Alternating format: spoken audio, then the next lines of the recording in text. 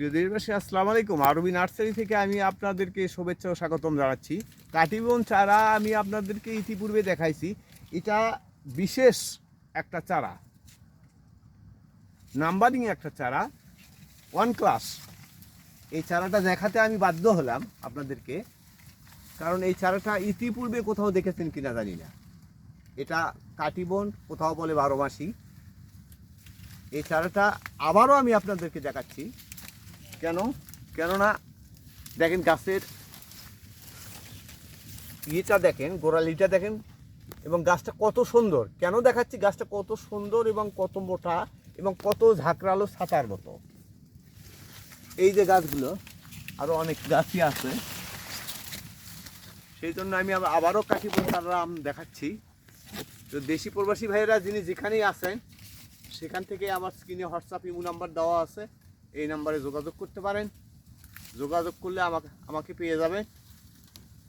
তবে আর একটা কথা আমি বলছি, হয়তো বা মনে করবেন বাংলাদেশ টাইম আর বিদেশের টাইমের মধ্যে একটু পার্থক্য আছে।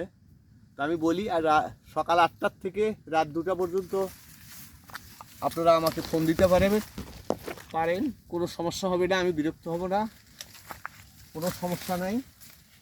ইনশাল্লাহ এই চারাগুলো আমার সাথে কথা বলবেন, এই চারা সম্বন্ধে কথা বলবেন, চারা সম্বন্ধে জানতে পারবেন। এটা কিন্তু 10 ইঞ্চি টবে আছে। এটা মারা যাওয়ার সম্ভাবনা খুব কম, 99% বেঁচে থাকবে। 1% আল্লাহর ওপর ছেড়ে দিলাম, কারণ আল্লাহর ওপর দিয়ে তো কথা বলা যাবে না। সেই কারণে আমি 99% আপনাদেরকে শিওর দিলাম। তো দেখেন চারাগুলো, ইনশাল্লাহ ভালো থাকবেন, সুস্থ থাকবেন প্রবাসী ভাইয়েরা যিনি যেখানেই আছেন। দোয়া করি আপনাদের জন্য, আপনার ছেলে মেয়েদের জন্য, তারা যেন ভালো থাকে। এমতো অবস্থায় পৃথিবীতে